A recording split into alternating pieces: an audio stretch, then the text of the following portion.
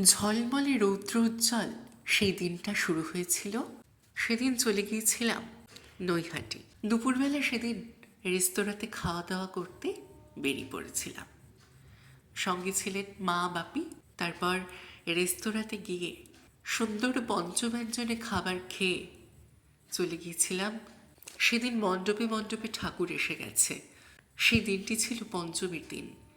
সারা দিনটা ঠাকুর দেখা শেষ করে আমি যেহেতু গ্রাম দেখতে ভালোবাসি, তারপর একটুখানি গ্রামের দিকে গিয়ে সবুজ শ্যামল সতেজ পরিবেশে পথের বাঁকে বাঁকে কত ফুল। গ্রাম বাংলাকে নিয়ে আমাদের বাংলার কবিরা অনেক গল্প, অনুচ্ছেদ, গান, কবিতা রচনা করেছেন।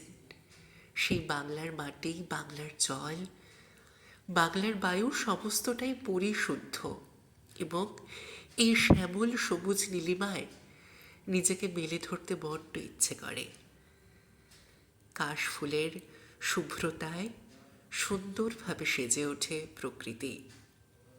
তারপর সন্ধেবেলায় বোনের নাচের অনুষ্ঠানে চলে গিয়েছিলাম। বোন তৈরি হচ্ছে, তারপর আমরা তার অনুষ্ঠান দেখতে চলে গিয়েছিলাম। আমি আর ভাই।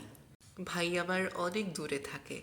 ভাইয়ের সঙ্গে পুজো পার্বণ উৎসবেই দেখা হয়, আনন্দ হয়।